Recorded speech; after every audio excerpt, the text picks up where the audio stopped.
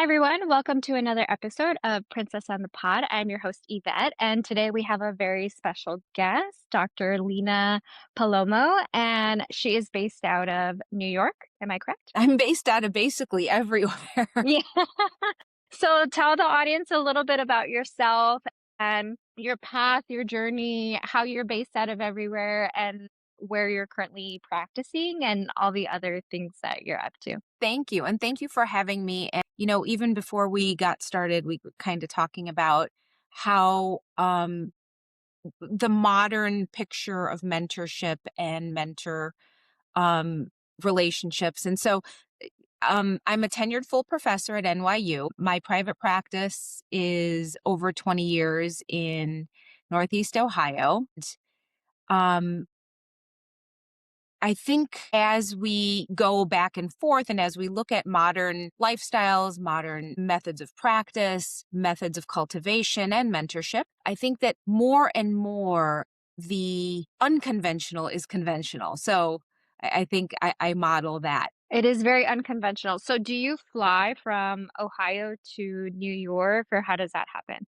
Before I went to New York, I negotiated that I would keep my office because that's my congregation, right? It's not just the money you put into starting an office, it's also the human capital and the families that have been treated by us and where their sort of journeys have gone. All of that is a type of goodwill and human capital that cannot be replaced. So all of that was sort of pre-negotiated ahead of time. And I would Mhm. I would suggest, as we move forward into things that sort of match our needs, I would encourage people to negotiate actively for what their needs are.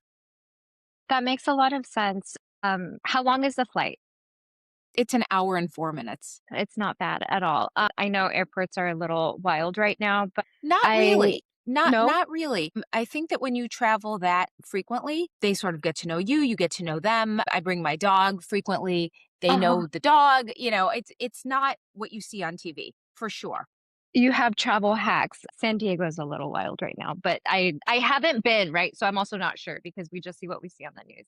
But I'm kind of in a similar boat where I'm opening 2 other offices, and it's about an hour and a half flight, and my former residents, mentees, colleagues are saying, "How are you gonna do it? Are you gonna sell your practice?" And I'm like, "No, it's very possible. I used to do it. I used to fly between the 2 states all the time." So I think it's very possible. You're proof of that, and you've had a 10-year practice, which is amazing. 20. That 20. I'm 20! I'm old. Yeah. No, you're I'm not. it's more than 20 years actually. No, that's amazing. You're seasoned and experienced, and we have so much to learn from you. So how did you decide to did you buy this practice, or you started this practice? How did you come about into this location? So none of those. And there was no master plan. When I graduated residency, I was very pregnant and I had never taken a break. Gap years hadn't been invented between college and dental school and residency. None of that happened yet, right? Because I'm old. So when I finished, when I graduated, got my MSD and my certificate in perio, I had people that I had relationships with in the area, and they said, just come on in, rent some space, see a few cases. You're going to drive yourself batty if you're just waiting for this baby to arrive. And I said, oh, okay, that sounds fine. So that's how it started, very organically with great communication, very relationship based, but very unconventional, right? Completely unconventional. The same way, I would take my Wednesdays and donate my time back to my institution. And one day, they came to me and so it was my department chair, Nabil, he comes to me and he says, what are you doing tomorrow? So like a resident, I start telling him, well, I'm doing a connective tissue graft and I'm going to make the incision here. And he was like, no, that's not what I mean. I mean, I need you to change your schedule to be here. And he has these other days. Well, here, I was so naive. I didn't even realize he was offering me a tenure track assistant professor position until the next day when, one of our, so HR type person, business guy from the institute comes with a contract. And I was like, right. So none of this was part of the master plan. It's just, I think, reflecting on the matter I was doing then as I'm doing now. And constantly what was meaningful to me, right? So the reason I was offered that tenure track contract is because my master's thesis was on a subject at that time which was taking off big time. It was, bisphosphonates and host modulation in periodontal care. I didn't pick that because I wanted to be a faculty member. I picked that because it was interesting to me. And at the time, the Women's Health Initiative had been slowed down. A lot of conversation around hormone replacement therapy during menopausal years and what that does. And then, other things we can do. And that's where the bone modulation agents, and now with the monoclonal antibodies that do the same sort of thing. So it was really more a pursuit of what was meaningful to me, both in research and in my relationships with referring doctors, than anything else. I don't think I'm strategic enough to have that kind of a master plan.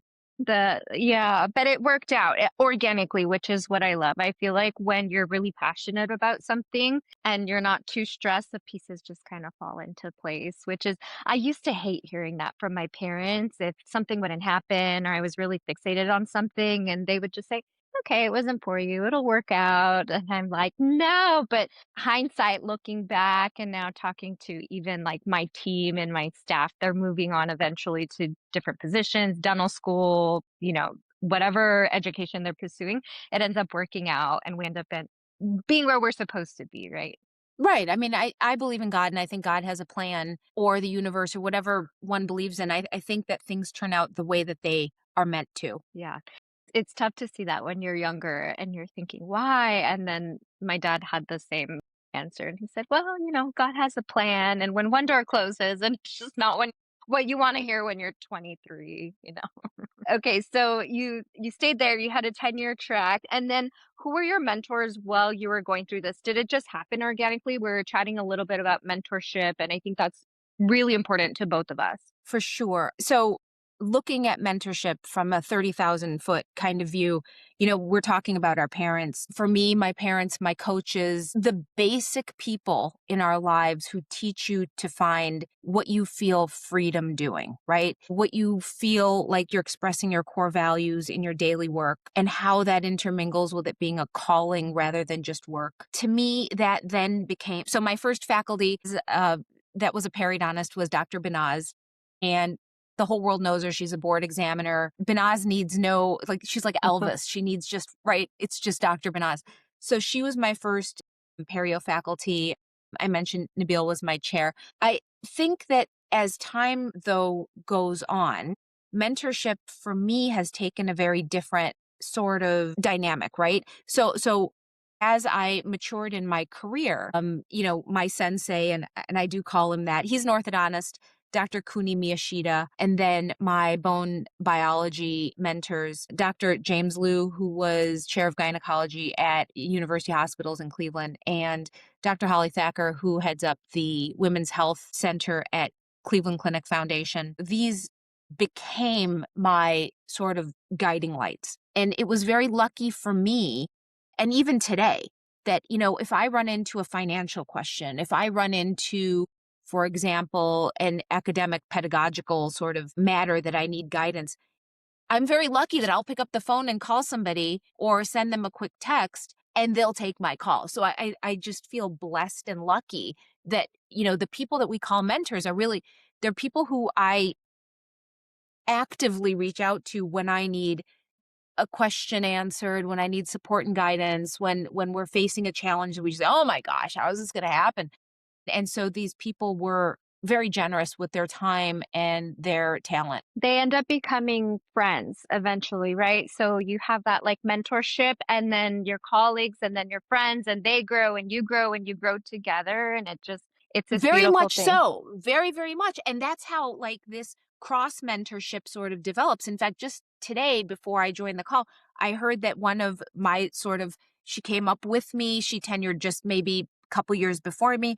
Yiping Han. She's now at Columbia. She's a basic science researcher, famous for finding the FAD A protein that F nucleatum goes to the amniotic fluid through. She was just named to the American Association of Academic Scientists. So, and like when you and I met, we I was listening to you because your story and what you've taken on for yourself, that was mentorship for me to hear from you. It's a story of, you're doing hard things. It's a story of all those basic things that our parents and our coaches taught us when we were Mhm. kids, right? Resilience and grit and discipline and commitment and honoring what speaks to you and your core values and not giving up on that. So to your point, as you move through your career, mentorship takes on a very different, more back and forth rather than a hierarchical Yes. sort of profile. Yes, and you have mentors that are not just in perio, they're in different fields of science, which I think is really important to touch on and hit on.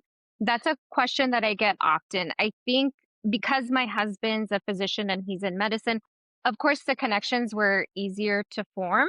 But once I started finding friends, mentors, other colleagues that are cardiothoracic surgeons or vascular surgical oncologists, other pathologists, and we really start to develop like the systemic links between periodontal disease and all these other inflammatory markers, we're benefiting the community, our patients, each other. The science gets, shared because I always used to think in residency, like, we don't belong in dental school. What are we doing here? Because perio is so systemic, right? So I think you found a lot of other colleagues outside of perio as well, which is awesome. And I a think that question I that's get, they're like, how? I'm like, just go, just find people, insert yourself in the rooms, go to the conferences. No one's going to look at you like, what are you doing here? I think that that's really a key because through our current educational model, we're taught a lot about this subset of what we do and like nothing about this other stuff, Mhm. right? And that ranges from finance to things like M&A and how, the acquisition of different practices, the acquisition of a vertical practice versus a horizontal arrangement. I mean, I call people in management and MBAs type Mhm. people like, and I'm just grateful that they don't be like, nobody's home. They actually take, I think that there's something ingrained in us as humans to help others. I firmly believe that. And that's why I think when you do reach out, to your point, when you reach out to people, when you attend a meeting, they reach back, they see the initiative and they reward it with that back and forth relationship. Yeah, thank you. I know, like, when I asked you to do the podcast, I'm like, "Please, can you hop on?" And Of you were course I so would, thankful. because I feel like what you're doing is exactly that sort of basic, resilience, your grit, your discipline. It's a form of mentorship for me and for other people to watch your process. Yeah, I agree. The vulnerability of what we've gone through and sharing our experiences, so then you feel less lonely because private practice can be, even academics, it's lonely out there. Okay, so what is a typical was gonna say what is a typical day, but maybe a typical week or month. What does that look like for you? So I'm not sure that I have a typical week or a month. I'm not sure that I have. So I'll tell you the last sort of what the last couple weeks have looked like. I'm just now arriving yesterday, last night, from ADIA. That's the Mhm. American Dental Education Association annual meeting. And I was representing the American Board of Perio there. I'm the president of the board. So we were honored for the first time to be invited and to be introduced at ADIA among their leadership. So that was something special. I have a little twang of guilt right now because I should not be here in Northeast Ohio. I should be at IADR, um, out by you, right in your Here in San backyard, Diego. Yeah, San Diego. because I have two students, Parker Hawk and Dan Kim, presenting there. And Dan, who I'm super proud of, is just the recent recipient of the New York Academy of Medicine's scholarship, Yay. right? And this is what we were just talking about, that the New York Academy of Medicine cares about what we are doing as dentists. So it's that idea coming to actual fruition. And then the other one who I have there is my former student, who I'm very proud of, Tina Saw of Oral Genome, and she was one of the ADA's 10 under 10. She's Yes. presenting out, but these are the things, we're not going to make it to everything. So I'm in Ohio. I'm seeing my patients this 6-day sort of stretch because last week I was so the ADIA meeting was in Montreal. I had to come back to New York to teach my classes. We had a review for the exam. Before that, I was a WAG, right? Wife and girlfriend to my husband. He had a meeting in Toronto. I saw So that. So there we were in a whiteout in Toronto, right? I have to cater to my other personal roles in life. So I was there. Then I was back in New York again, teaching the class and in the clinic. And before that, the American Board of Perio has an annual retreat for the board of directors. And I chose during my president year for that to be in Santa Fe. That New is a Mexico? time. Yeah, I'm from New Mexico. I love I Santa Fe. did not know that. Yeah. What a fabulous magical, Hmm. magical. And Yeah. so I love that. if I were to look, at any given stretch of time, it's unconventional. There is no typical day. But if I was to, I guess, distill it down, it is observe, adapt, act, right? Because the three locations, Santa Fe at my retreat as president versus being a wife to my husband, where he's on the leadership of that, he's an orthodontist and he's on the leadership of that team, to Adia with my, responsibilities as a tenured professor at NYU in between, and now 6 days of me being responsible to my congregation in my office, right? And still missing out on the IADR. The way that I can distill it down to make a sort of typicality to answer your question is observe, adapt, act, and to constantly be renewing what those observations, what those pivots and adaptations Hmm. are, and then what the specific actions, whether it's wound healing on a patient who we've been watching, like the rhythm of their response to treatment, or whether it's an exam that we're trying to review for at the college, or whether it's one of these meetings where the roles are very, very different. Yeah. But you can still you're still supporting your residents from afar, your former students from afar. So you have to pivot, pick and choose because there's only one of you, but somehow you make it. You must have crazy frequent flyer miles. Yeah, I like to say they owe me a jet, but I'm lucky to get upgraded. They no, they do. I was just thinking, I'm like, she needs a plane. She needs a personal private jet. That's a goal, a personal goal I have. So for those students that are interested in pursuing either dentistry or perio, what advice would you have to them? There's been a lot of changes in academics. Student loans is a big one. I read one statistic that graduating most dental schools as a general dentist, they're going to finish with about $1 million worth of student loans because interest is around 10% right now. But I wouldn't let that deter somebody from applying to dentistry because it's such a beautiful profession. There's so much within dentistry. There's so many specialties within dentistry. You can be your own boss or you can be an associate. There's so much flexibility in dentistry. So what advice do you have for somebody that might be interested? So, one thing, I don't know if it's advice, but one thing that really excites me about the current milieu is that this generation is not afraid of disruption, right?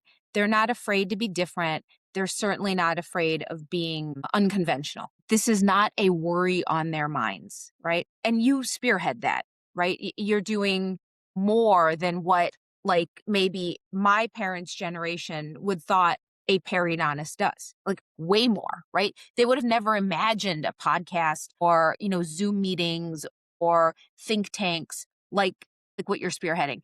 So I think a lot of this has to do with igniting that motivation. I'm very excited to see that.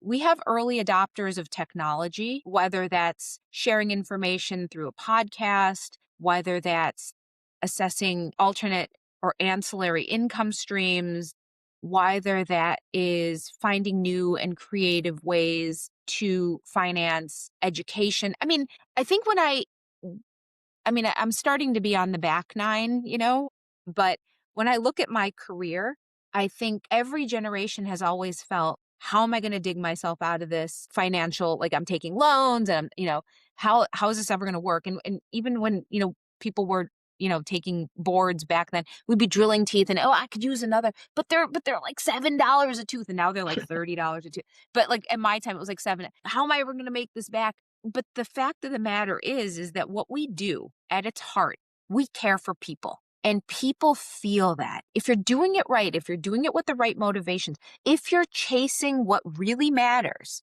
which is properly treating people And that can be patients, that can be students, that can be referring doctors, Hmm. that can be other health professionals that are looking to gain an understanding of what we do, right? All of those things, if you're doing those things properly, it will pay for itself. And you have to sort of trust the process, right? Because it always seems like an enormous loan burden. I think back to the generation ahead of me, my immediate faculty, right? They bought their first home during the early 80s, and mortgage rates were like 15%. And if mortgage rates were 15% today, nobody would buy an office. Nobody would, right? We would just freak out and just be like, yeah, no. But they made it, right? They found a way. And that's what gives me hope that if you're doing the job of a periodontist properly, motivated by the right core values, it will work out. It will. And you don't need to know how. We don't need to understand every bit or piece and what fun would life be if we did, but it will work out because it's a care-based profession. I agree that that's very solid advice. I hope everyone really absorbs that and takes that in. It will work out and it will be okay. And you don't need to know why, and you don't need to know every single step. You just need to just go for it and show up, and it will work out. All is well. It will be okay. Okay, so anything exciting on the forefront of perio that you can share with our followers? There's a lot exciting.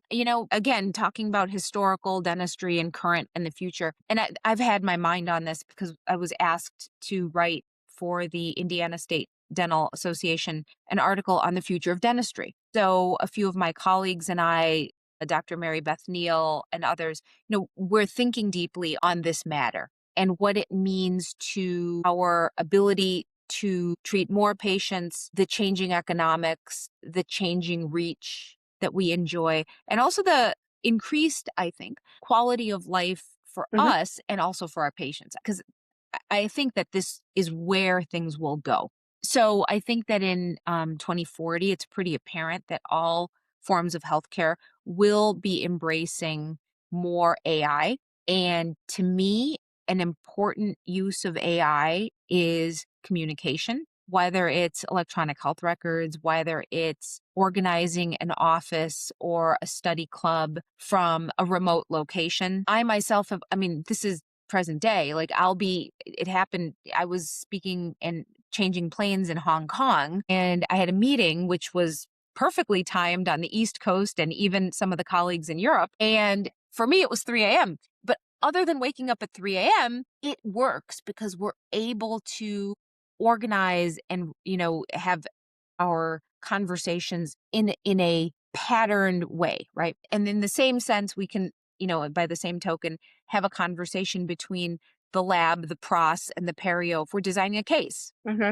It makes life much easier. I think that practice management is probably an under discussed use of AI. Another one that I think is probably underutilized is reaching remote locations. About 10 years ago, we did a study and published on a technologic app where people in remote areas, whether that was a care facility like a nursing home, a hospice, how these people would implement dental care without a dental professional anywhere, right? Hmm. So we found that that worked. And now, with our improvements with 5G, not only do we know it works now faster. So I think this is another area that maybe we have not fully explored. I mean, it's Yeah. interesting to me because a lot of people get scared off, right? You'll have your naysayers, well, the golden age of dentistry is over or the titanium age. Well, I look now and we have the regenerative age, right? Hmm. We have endosomes to look at, we have regenerative technologies, we have advanced biomimetics. Like our team has we have a patent on a periodontal ligament, which inserts in like Sharpie's fibers into both the implant and into bone. So, Wow. we're having these patients, and, my area of research is postmenopausal women. Hmm. So, that old picture of like the jaw receding backwards and upwards in old age, that sort of like Hmm. witchy face that we're used to seeing. So, what happens when you have an implant there? The implant stays where it is and the jaw changes, right? I mean, Until you have a biomimetic that then creates that dynamism between that implant and the bone, right? So that's what we personally are working on. So I think that I guess it's natural for people to say, well, robots are going to take over, or who's going to, own the treatment plan, some AI program somewhere. I don't think that that's true. And I look at like John Philip Sousa, right? He obviously the sousaphone, he's a band director, and he was around at the time when the phonograph was invented. And he panicked, as our people are now, right? He's saying, well, since the dawn of humanity, the way humans interacted with music was live music, right? And what is this phonograph going to do? We should all hang it up and quit. And, right? Which I hear that about our profession in certain circles. I hear it from the students who are taking loans. I hear the fear, the doom and gloom. But then we return to John Philip Sousa, and we had the phonograph, then we had 8-track, then we had cassettes, like was it, live or is it Memorex? We had CDs, we have Apple Music, we have Yeah. the Grammys, right? So what it did was it took the financials of the business of music and really just exploded them into something really scaled up that we, at that time, I mean, all the credit in the world to Sousa, couldn't have imagined. Yeah, no, I get so excited talking about all of these things, longevity. We're going to live longer, so you want better quality of life. Our patients are living longer. Perio is still around. It's not going anywhere. We haven't been able to solve that problem because it's so multifactorial, but with like ChatGPT, AI, it just saves you so much time. Right now, our team's spending all of our free time in between patients uploading consents, health histories, the office manual, helping us. You don't want me sending an email. The superhuman AI does such a better job at that email than I'm going to do.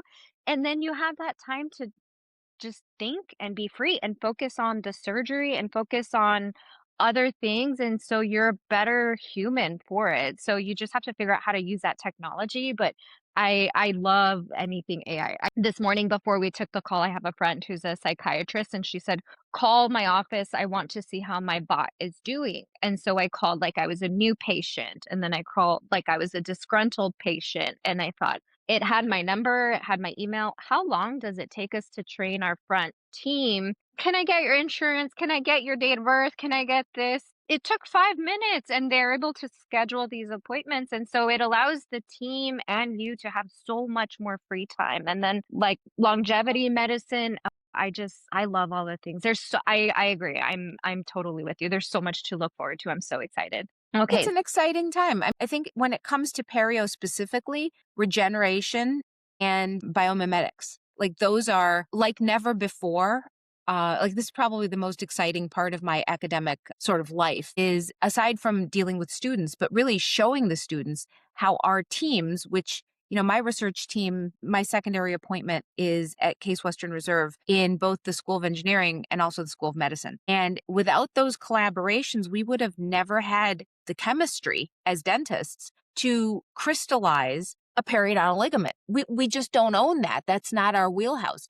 We need to be working with our counterparts in chemistry, in engineering, in physics. If we're going to reach those people living longer, more vibrant lives, if we're going to reach the ability to care for them. And one that we didn't even mention is the middle class around the globe is growing. And Mhm. with that growth, that middle segment of people, they all want a Hollywood smile. They all know at this point that they need proper nutrition and that needs teeth. Yeah, yeah, exactly. I love that you guys did the retreat in New Mexico. It's one of the states with the highest incidence of periodontal disease. I used to practice there. There was about 4 or 5 perios in the entire state, the whole What state. part of There's New Mexico are you from? I can't believe I didn't know that.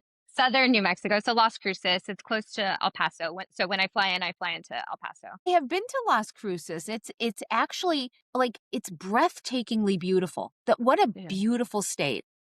That's my hometown, so that's where the second office location will be because I'm very passionate about serving my community, the underserved, and I just don't think it's fair when people don't have access to care, and my parents are still there. My dad's a general dentist. He's been practicing for I wanna say like 80 years, but more like 50, and he's not retiring anytime soon. So it would just be an easy transition. And you're a great example of it can work and you can make it work and you can still be a wag and you can have a pet. I can take my cat with me on the flight. It's an hour flight. It's easy, easy peasy. Yeah, and if you wanna talk about some of those travel hacks or whatever, Yeah. there's We a need lot of we need a second episode with, like, travel hacks. I need to know everything. Are you doing cryotherapy? Are you doing, like, ozone therapy? I need to know what exosomes are you doing? Any peptides? I need to know all the skincare. I need to know all the things. So I feel like this is a great example of how we mentor in a community, right? Because you'll have somebody who understands the basis of, for example, proteins. And you'll have somebody else who really understands, for example, kinesiology.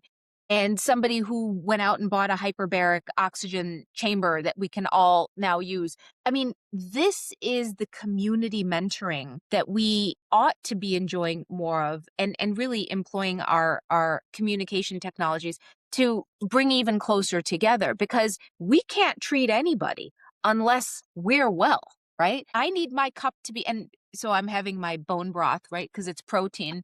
Yes, I love bone broth. Right? And so these common sort of uniting factors on how we stay well and then provide wellness for our congregations, it's really critical. Yeah, it is. It's very, very important that we take care of ourselves too, because yeah, we're pillars in the community. Okay. Any closing remarks for our audience? Thank you so much, Dr. Lena Palomo, for your time. We kind of casually skirted over that you're the board president right now. That is so exciting. When I heard that and I saw that at the leadership event, I thought, oh my gosh, she's amazing.